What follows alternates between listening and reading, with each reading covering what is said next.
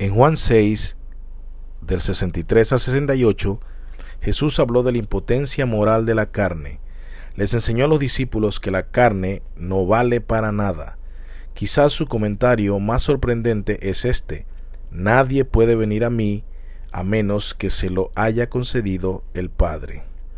No podemos recibir a Cristo en la carne. Sin la ayuda del Espíritu Santo no podemos venir a Cristo. En la clase de hoy hablaremos en detalle de esto.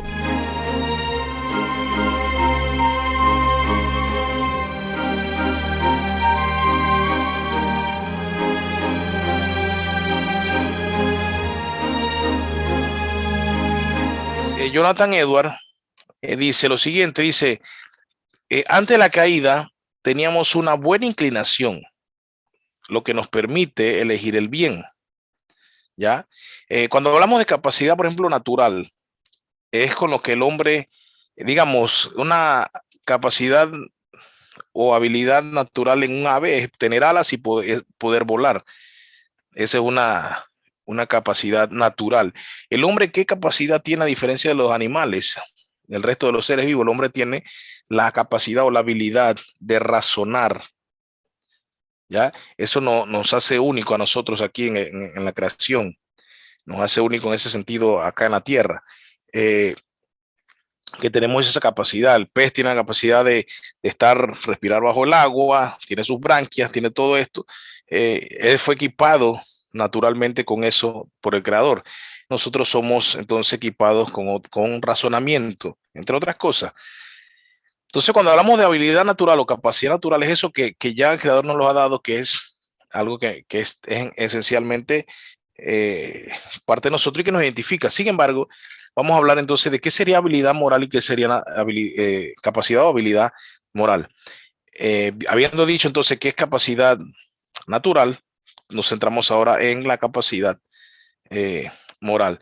Antes de la caída, teníamos esa capacidad moral de elegir el bien y el mal. O sea, Dios creó al hombre con esa capacidad. El hombre podía decir no a la serpiente y sí a la obediencia del Señor. O sea, tenía esa capacidad. No fue que Dios hizo que el hombre pecara o lo obligó a pecar. Esta semana yo vi un meme por ahí, una imagen que andaba rondando de unos ateos y todo. Y me daba mucha risa porque no entienden estos conceptos. Y entonces hacen lo que se conocen como muñeco de paja, argumento muñeco de paja. Y lo que siempre digo, pues ya a usted le cansaré con esto, pero el cristiano que no conoce su fe ni entiende su fe, expresa fácil de estas cosas, de estos argumentos falaces. Entonces, tenemos que tener claro que Dios nos hizo con esa capacidad natural, con todo lo que implica razonar, hablar, expresar, sentir, pero también con una capacidad moral de elegir el bien y el mal. Eso estaba, cuando Dios nos creó, estaba en nosotros. ¿Ya? Entonces, la capacidad natural permanece intacta hoy. Hoy nosotros seguimos teniendo la capacidad de razonar, la habilidad de hablar, de expresarnos, ¿ya? Pero lo que se perdió fue la capacidad moral. Eso, después de la caída, después de que el pecado entonces entró al mundo, después dice que el hombre desobedece a Dios, entonces el hombre pierde la capacidad moral, ¿ya? La persona no regenerada no está inclinada entonces a obedecer a Dios, no lo está, no está inclinada a obedecer a Dios. Si estuviera inclinada a obedecer, mire, hermano, si estuviera la persona no regenerada, o sea, el inconverso, o sea, a mí no me gusta usar la palabra mundano, todos estamos en el mundo, o sea, todos somos mundanos. Jesús dijo, ellos eh, están en el mundo, pero no son del mundo. Eh, y somos en cierta forma mundanos en ese sentido, pues no me gusta usar esa palabra.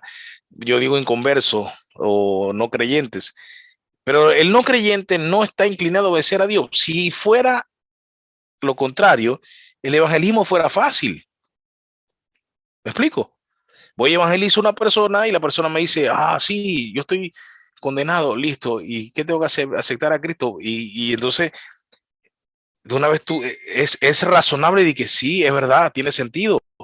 no hay problema. ¿Qué tengo que hacer? No, mira, arrepiéntete de tu pecado y de ahora en adelante sirva al Señor. Oh, listo, no hay problema. Eso, no tengo ningún problema con eso.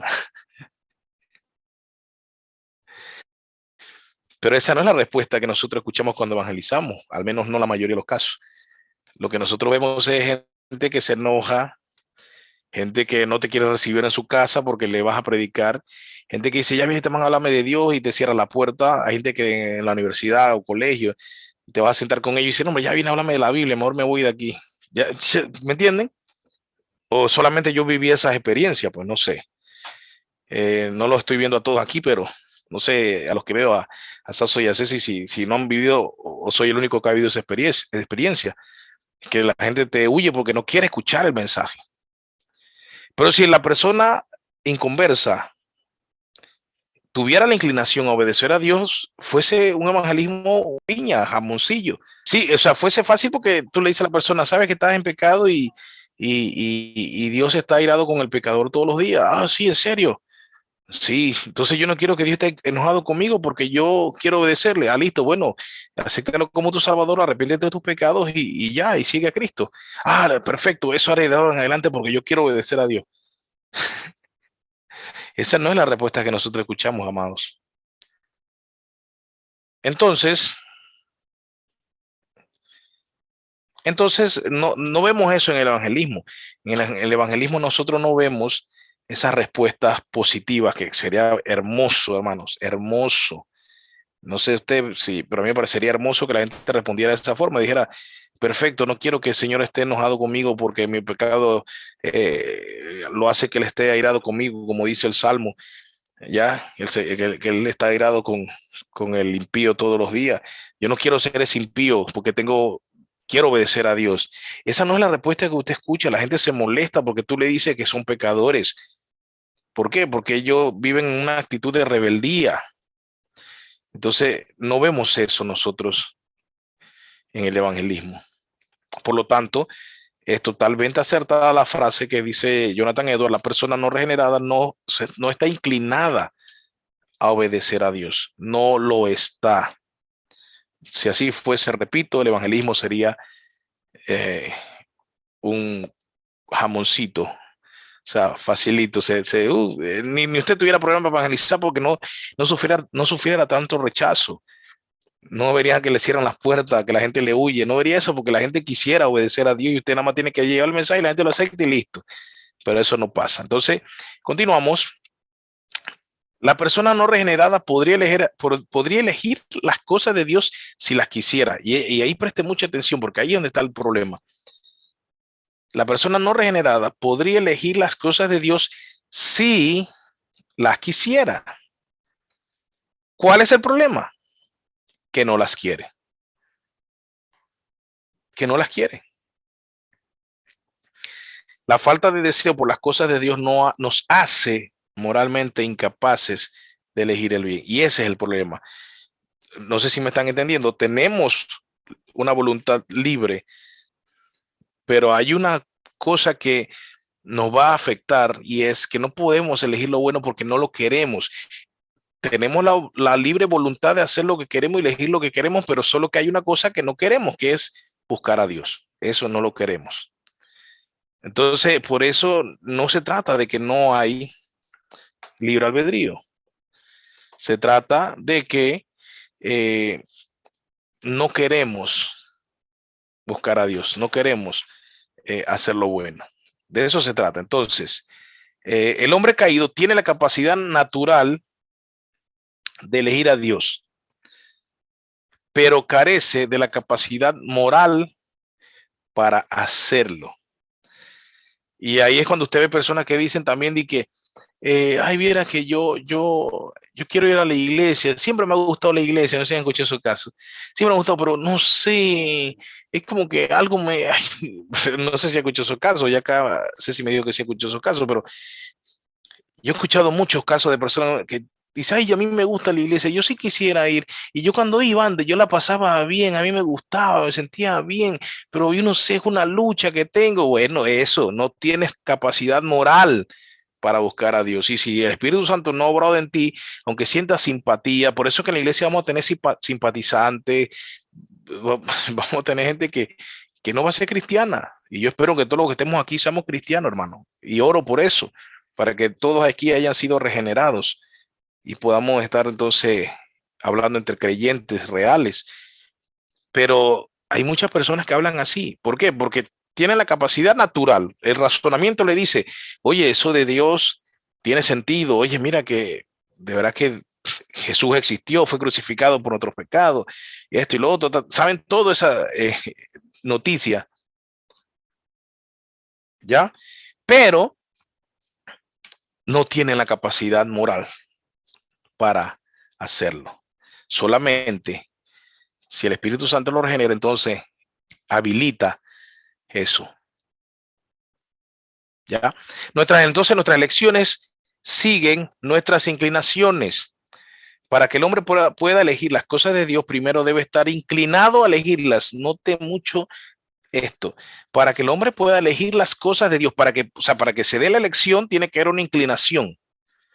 O sea, yo decido si como helado de Grey Noob o helado de piña, pero ya yo tengo que estar, para decidir cuál cojo de ellos, debo estar decidido que quiero un helado, ya sea uno de esos dos.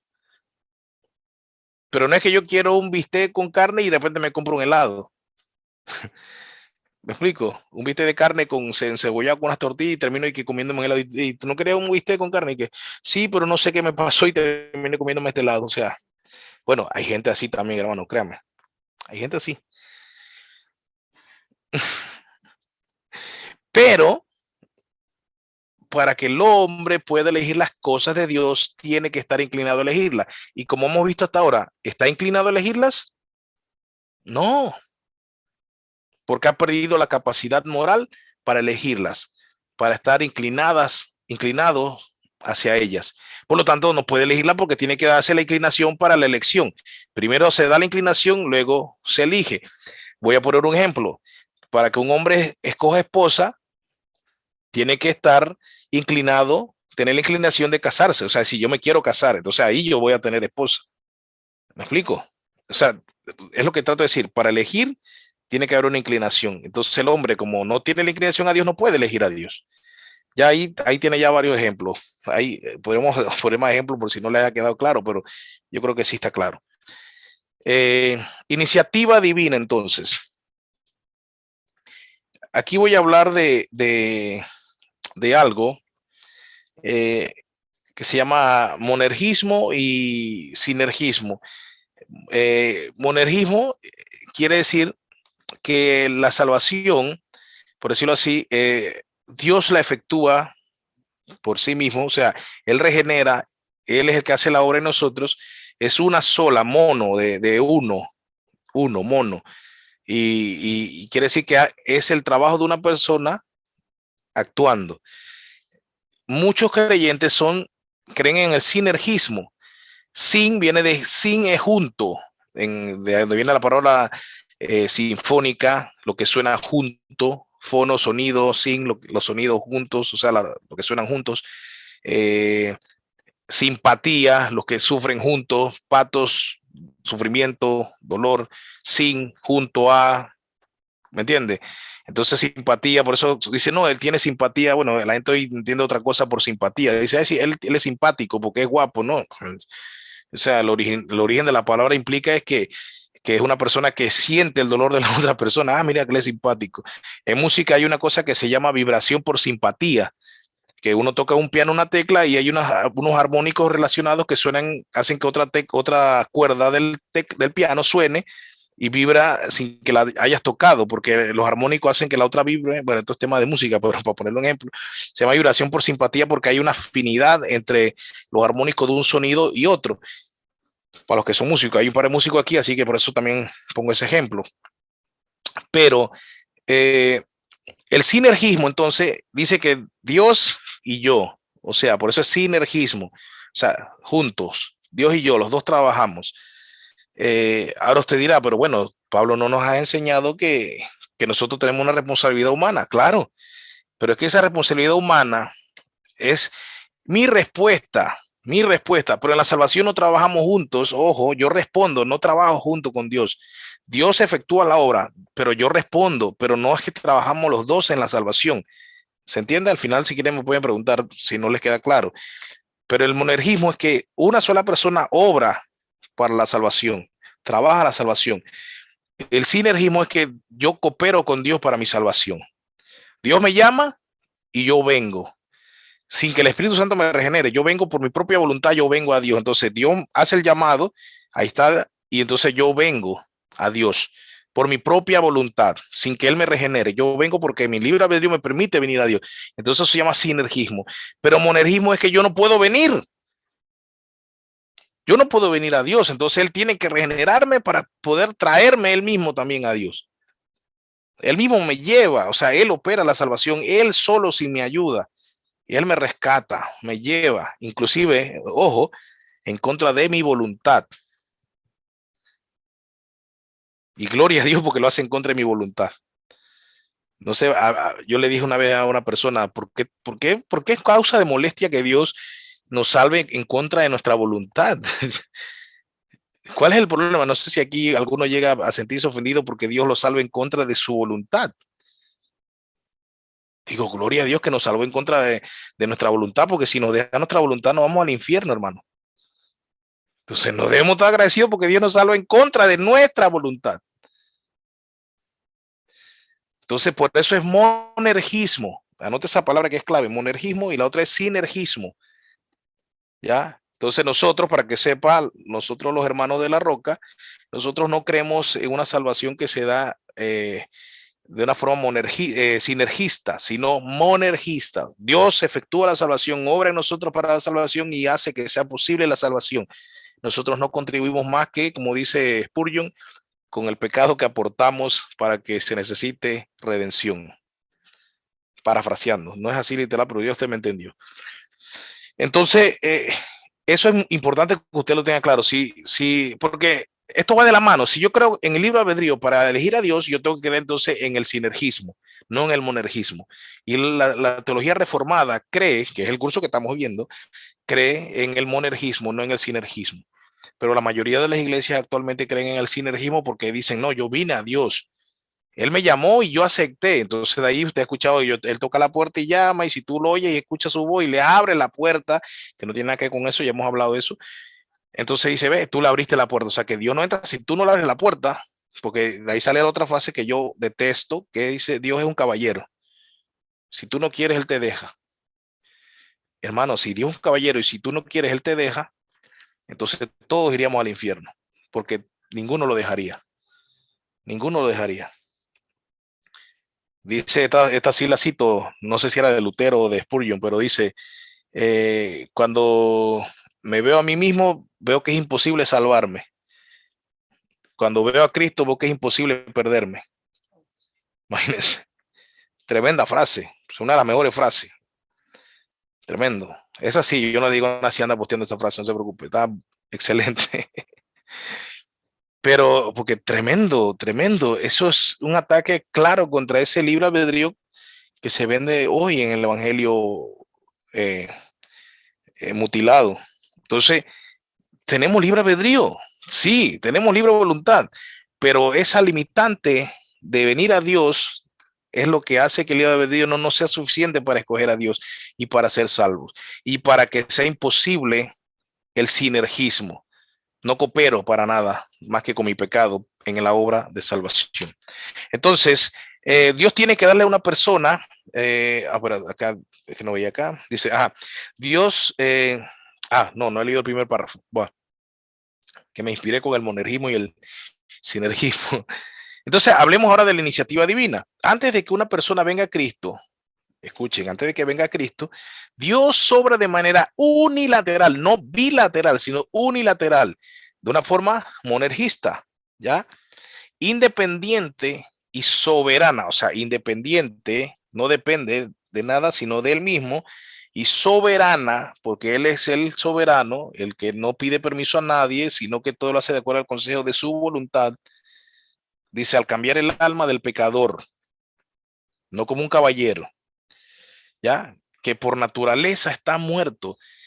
en el pecado y moralmente incapaz de resucitarse a sí mismo. Por eso el hombre no puede venir.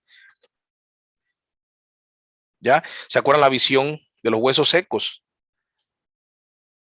Dile a esos huesos que vivirán. Dile la palabra. Imagínense que vamos a hacerlo como real, pues a usted se le muere un ser querido. Con todo el amor que usted puede tenerle a ese ser querido y ese ser querido a usted se murió, ese ser querido no puede volver de la tumba, aunque tú quieras que él vuelva de la tumba. Ahora imagínate que tú tuvieras el poder de regresarlo de la tumba y lo regresas. ¿Cómo lo vas a hacer? En contra de la voluntad de la persona porque él no decidió eso, porque ya no sentía, no sabía, no pensaba, no tenía razonamiento. Bueno, así se dio con nosotros. Nosotros no tenemos razonamiento para el bien.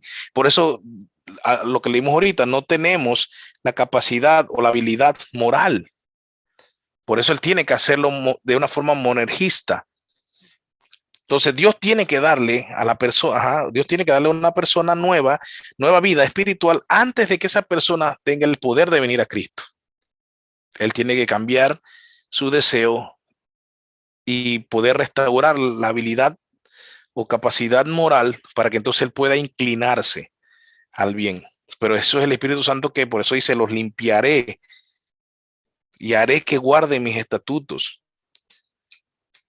¿Ya? Entonces, que nos quede bastante claro eso, hermanos. Entonces, la regeneración monergística. La regeneración monergística. Dice: la regeneración es obra solo de Dios. Solo de Dios. Ya, repito, nosotros no cooperamos más que con nuestro pecado. De ahí la limpieza, la regeneración, inclusive la fe es un don de Dios, o sea que Él nos da la fe. Esa fe por la que nosotros somos salvos, el mismo Señor nos la da, imagínense. Dice: por gracia soy salvo por medio de la fe. Somos salvos por medio de la fe. Y dice Pablo: y eso no es de ustedes. ¿Y esto no es de vosotros? O sea, no es ni la gracia ni la fe, es de ustedes. O sea, yo, yo no sé, hermano, el problema es que el español que tenemos en Latinoamérica es muy malo. Yo creo que la gente no logra entender esto, hermano. No logra entender esto, está clarísimo. Eres salvo por gracia, o sea, se te dio de gratis porque es gracia, no la mereces. Como hemos dicho en la roca, no es inmerecida, es desmerecida. O sea, hiciste todo lo contrario para no tenerla. Ahí está, por gracia soy salvo. O sea, estabas en contra de ganártela, no, ni siquiera que estabas en un estado neutral, estabas en contra de ganártela. Sin embargo, se te da. Pero ¿cómo se te da? Es por medio de la fe. Pero la fe tuya no. También la fe y la gracia, todo eso es de Dios. Es un don, un regalo de Dios. Qué tremendo, qué tremendo. Entonces, este trabajo descansa sobre sola gracia y no hay nada que el hombre pueda hacer para ganarla o merecerla. Jesús dice, y este pasaje entonces es el que vamos a verlo en detalle. Jesús dice en Juan 6:65, yo lo voy a poner ahorita aquí, lo voy a compartir. Dice: nadie puede venir a mí si no se lo ha concedido el Padre. Nadie puede venir a mí si no se lo ha concedido el Padre. Algunos dicen: no, si uno no pudiera venir a Dios, entonces ¿por qué Jesús dijo: venid a mí los que estáis cargados y cansados, y yo os haré descansar? Y la gente dice: viste, ahí dice que tú puedes venir. Claro, es que eso no está en contradicción. Venid a mí los que estáis cargados y cansados, vengan. Pero Jesús sabe que nadie va a venir si no es porque el Padre se lo concede. Y el que el Padre lo concede, ¿sabe qué? Va a venir y se va a cumplir lo que Jesús está pidiendo. Venid a mí los que estáis cargados y cansados. Y van a venir los cargados y cansados. Es que no hay contradicción. No sé si a mí me ha pasado, pero Pablo, mira, aquí dice: venid a mí. Jesús dijo: yo sí, ¿qué tiene? Porque como tú dices que el hombre no viene a Dios, ¿no? Es que él dijo: venid a mí. Hermano, se lo pongo así. Imagínense que usted, bueno, lo voy a poner un ejemplo: a los hombres le gusta una muchacha. Le gusta una muchacha, ¿verdad? O sea, que tú digas de que tú puedes decir lo que sea, yo quiero que ella sea mi novia, y puede ser mi novia, o sea, ella tiene que decidir primero que tú la traes y que haya algo en ti que le guste o algo, pero si no, tú puedes decir lo que sea y puedes pedir lo que sea. ¿Me entiendes? Tú puedes decir, oye, ven a mí, acéptame como tu novio. Tú lo puedes decir, eso no quiere decir que la muchacha va a venir porque tú dices eso, va a venir porque tú dijiste eso y va a tener la libertad de venir. O sea, tiene que darse algo. Ella tiene que sentir algo para que ella pueda hacer caso a tu proposición. Jesús dijo, o sea, venid a mí, claro, solo que nadie quería venir. Entonces el Padre entonces se lo concede, les da la regeneración por medio del Espíritu Santo y entonces pueden venir a Cristo y aceptar esa proposición. Vamos a entrar más en detalle en el pasaje. Mira lo que dice aquí. Y aquí lo desglosamos. Nadie. ¿Qué significa nadie? Es una proposición universal negativa. O sea, es una negación. O sea, nadie, ni una persona, ni una sola persona. Nadie. Eso significa nadie. O sea, nadie, no hay uno solo que pueda hacer lo que viene. Dice, nadie puede, y puede, esa palabra puede se refiere, ¿se acuerdan? Hablamos ahorita, habilidad moral o capacidad moral y capacidad natural o habilidad natural. Dice aquí, nadie puede, y eso se refiere a una habilidad o poder, y en este caso a capacidad. Ojo, ¿tienes la capacidad de venir a Cristo? Ahí dice, nadie puede, o sea, no hay capacidad, o sea, nadie puede. Ojo, no dice nadie quiere, ahora aquí es más profundo, porque aquí no dice nadie quiere o nadie debe, no, ni nada, o sea, dice nadie puede, habla de algo que no se tiene, esa habilidad no se tiene. Dice venir a mí, que significa obviamente abrazar la fe en Cristo. Luego vean, si no, expresa una condición, si no, o sea, que tiene que darse algo, hay una condición para que pueda venir, para que nadie se transforme en alguien. ¿Ya? Entonces, dice, si no, la condición, ¿y cuál es la condición? Que el Padre lo conceda, que el Padre lo conceda. Entonces puede alguien venir. Nadie puede, nadie tiene la capacidad. En otras palabras, nadie en la tierra tiene la capacidad moral de venir o aceptar a Cristo como su Salvador si no se lo concede el Padre regenerando su corazón y darle una inclinación buena. Esa es otra forma que podemos interpretar este pasaje. Se lo ha concedido el Padre, entonces la condición necesaria. Dios tiene que habilitar a una persona para que venga a Cristo. El hombre ha perdido, entonces, la habilidad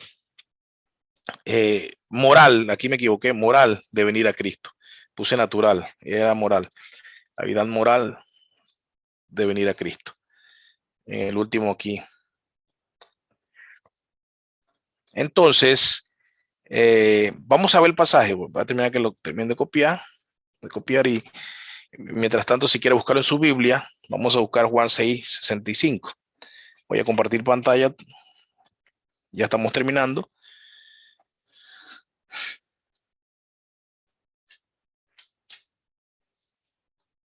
Juan 6:65.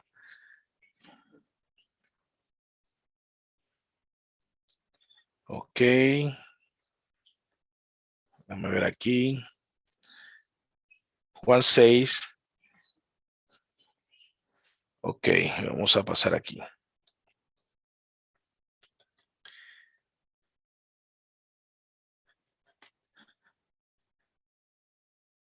Que está cargando. Ajá. Juan 6.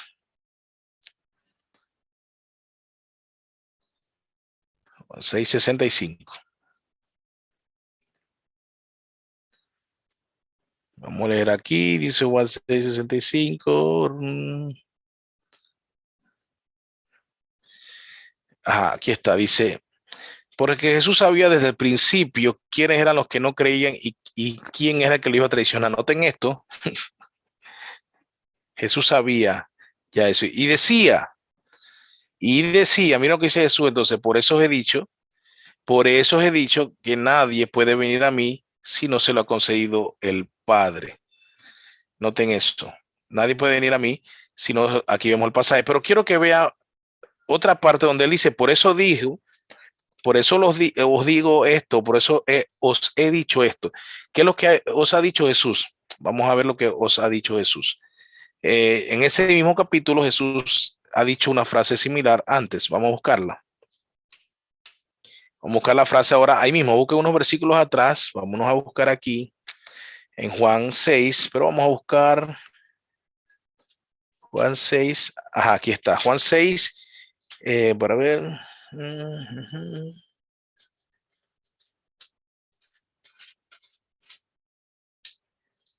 A ver.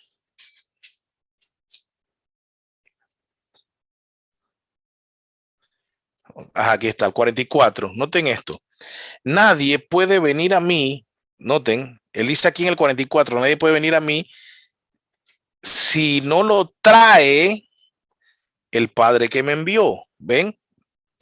O sea, si comparamos estos dos pasajes, nadie puede venir a mí si no lo trae el Padre que me envió. Yo lo comparo con nadie puede venir a mí si no le es concedido del Padre. Ahora, estamos de acuerdo que es un paralelo, ¿verdad? O sea, que está diciendo lo mismo. Nadie puede venir a mí si no lo trae el Padre que me envió. Y el otro entonces sería entonces, nadie puede venir a mí si no le es concedido del Padre. Bien, quiero que vea, aquí hay un numerito. Este numerito me va a dar una información. Quiero que usted lo vea.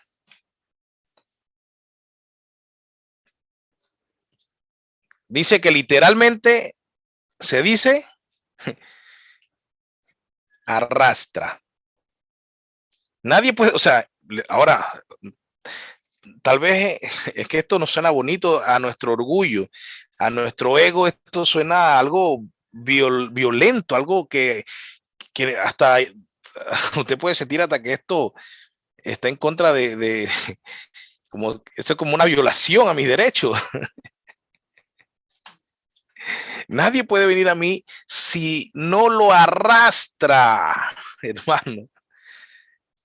Si no lo arrastra el Padre que me envió. Hermano, vea que yo no lo estoy diciendo, hermano. Esto lo dicen los expertos, los que saben idioma. Entonces, o sea, es que esto no se trata de que a mí me gusta, a mí me parece, es que yo pienso, es que yo no creo que Dios sea así, es que no puede ser que Dios, es que yo creo en un Dios de esta. No, es que a mí no me importa mi opinión ni la suya. Pero aquí tenemos los expertos que saben idioma y dicen que aquí el verbo es el helco, el verbo helco, es que se traduce, primera forma es arrastrar. Entonces, por eso nuestra voluntad está esclava y nosotros no podemos venir, necesitamos que el Señor nos arrastre a Él. ¿Y eso qué implica? Claro, no es literalmente que nos arrastra por ahí, que no, pero me refiero a que ese verbo expresa intensidad. O sea, ¿me entienden? Expresa que no es una cosa que no se puede dar en nosotros si de verdad Él no lo hace.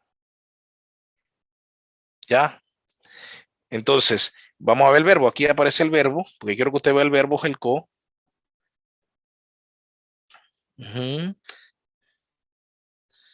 Aquí está el verbo helco. ¿Ya? Quiero que lo vea aquí, helco. Ahí está el verbo y aquí está la inflexión. Pero yo quiero ahora que usted vea esto, para que vea una prueba más. Vámonos al libro de Hechos, rapidito. Al libro de Hechos. Vámonos al capítulo 16. Ya vio el verbo. Igual después de que puede ver el video con calma y vea que no le mentí. Que ahí estaba el verbo, helco. Entonces, nos vamos aquí a Hechos 16, versículo, conversión de la muchacha divina. ¿Se acuerdan que Pablo viene y saca el espíritu de adivinación de una pitonisa que daba dinero a sus amos a través de la adivinación? ¿Se acuerdan? En la historia, ¿no? Una muchacha esclava que tenía espíritu de adivinación, la cual daba grandes ganancias a sus amos adivinando. Esta, siguiendo a Pablo y nosotros, gritaba, nosotros aquí se incluye Lucas, diciendo, estos hombres son siervos de Dios Altísimo, quienes os proclaman el camino de la salvación. Y esto lo hacía por muchos días, más desagradando a Pablo, volvió al Espíritu y le dijo, te ordeno en el nombre de Jesucristo que salgas de ella, y salió en el mismo momento. Imagínense, yo no creo que es que Lucas haya tenido pereza de escribir todo lo que Pablo le dijo en la hora de oración ahí sacando el demonio y pegándole y gritándole. Yo me imagino que Lucas le dio pereza que nada más puso ese pedacito, pues. O al menos que nosotros entendamos que de verdad nada más le dijo, te ordeno en el nombre de Jesucristo que salgas de ella. Ya, no hay necesidad de escándalo. O hay autoridad de Dios o no hay. La autoridad no se gana gritando. Ya, no es el tema, nada más quería tirar ese comercial. Bien, sobre la guerra espiritual. Ahora noten esto, dice, pero cuando sus amos, ¿cómo estaban los amos? O sea, pónganse en la imagen, háganse la imagen, o sea, ella le daba grandes ganancias a sus amos y Pablo viene y le saca el espíritu de adivinación. Ya usted sabe lo que significa. Y ahora, ¿cómo me gano el billete? ¿Me entiende? ¿Cómo estaba esa gente? ¿Feliz o cómo estaba? Estaban enojadísimos, enojadísimos. Y miren lo que dice, pero cuando sus amos vieron que se les había ido la esperanza de su ganancia, prendieron a Pablo y a Silas y los arrastraron hasta la plaza. Los arrastraron. Ahora, recuerde cómo están estos amos, contentos, frustrados, enojados, molestos. Imagínense la escena. Ahora, ¿cómo usted cree que arrastraron a Pablo? Dice que Pablo llega, vamos a hablar eso ante la corte. Dice que Pablo, llegó una moto y que Pablo, usted tiene una citación. Vamos, vaya, preséntese allá. No, dice aquí, los arrastraron hasta la plaza. Ahora vamos a ver, porque puede que sea otro verbo. Buscamos aquí, los arrastraron y aquí entonces aparece, curioso.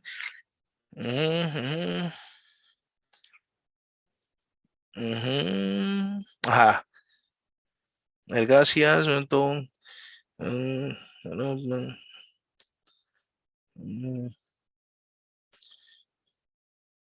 Ajá, aquí está. Pablo y Sila, ahí está, ¿ve? Está de nuevo. Helco, acá está. Helco, allá la había, me fui a otro lado. Aquí está. Paulos, Caitoncilas, aquí está la conjugación, ¿no? La inflexión, ¿ya? El Kusan. Y aquí tenemos entonces que viene el verbo, es el co, o sea, es el verbo, ¿no? Está conjugado entonces. Aquí usted ve la inflexión, ¿ya? El Kisan. Entonces, proviene de Helco. El Kisan de Helco. Entonces, usted puede ver ahí que entonces, ahí está el verbo traducido como arrastraron.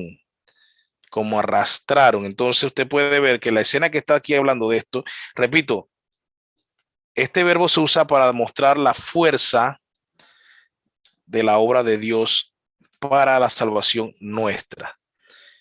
Para la salvación nuestra. Entonces, no es una cosa de que Dios es un caballero, un caballero no arrastra, por decirlo así, tomando la fuerza de lo que estamos hablando. O sea, Él trae al que quiere. Tú eres mío, yo te he escogido y vienes para acá. Ahora, si yo de verdad he sido regenerado, y aquí viene una cosa muy seria, si yo de verdad he sido regenerado y yo sé de qué he sido liberado y cómo he sido regenerado, si yo me molesto porque Dios me haya traído, hay que ver si yo soy regenerado, hermano. Suena fuerte, hermano, pero yo no entiendo cómo un creyente que ame a Dios se enoja porque Dios lo arrastre hacia él en contra de su voluntad, en vez de darle gloria, en vez de estar agradecido que Dios lo arrastró hacia él, porque si no lo arrastra a él, el infierno lo hubiese arrastrado. ¿Por qué esta doctrina causa tanto problema en la iglesia cuando debería ser un tema de adoración? O sea, cuando yo al saber que yo no quería a Dios y Él me escogió y me llevó arrastrado hacia Él, y gracias a eso puedo tener vida eterna y vida en abundancia, y gracias a Él soy salvo. Yo no entiendo, hermano, que alguien me explique cómo eso se transforma en molestia en vez de adoración. Entonces usted ve cuando estos hermanos se molestan por esta doctrina, se molestan porque ataca a su orgullo, porque ataca a su egocentrismo. Y sin darse cuenta, tal vez, o tal vez sí, no se dan cuenta que están queriendo compartir la gloria que le pertenece solo a Dios incluso se están creyendo que son capaces hasta de salvarse ellos mismos, porque así como fueron, según ellos, capaces de venir a Cristo por sí mismos, muchos de ellos creen que pueden, guardando una piedad legalista, salvarse. Así que reflexionemos sobre eso, hermanos. Yo una vez le dije eso a una persona y se lo digo para que usted lo haga.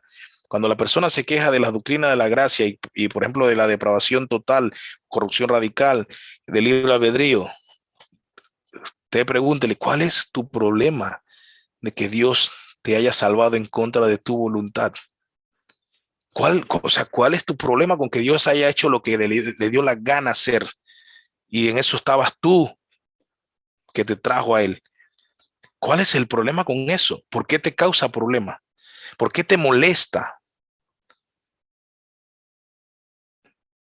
Cuando yo hice esa pregunta a una persona y que sabía mucho, por respeto no digo el nombre, cambió el tema. Porque como creyente te compromete. ¿Qué vas a responder a eso? ¿Qué vas a responder a eso? Y como vi una frase allí, no recuerdo quién la dijo, decía que el tema de la soberanía de Dios, en vez de ser un tema de discusión, debe ser un tema de adoración. Porque el orgullo se opone. Hermano, terminamos esta parte diciendo, usted tiene libre albedrío, lo tuvo antes de Cristo, pero su libre albedrío, usted no era obligado a nada, sin embargo, era esclavo del pecado.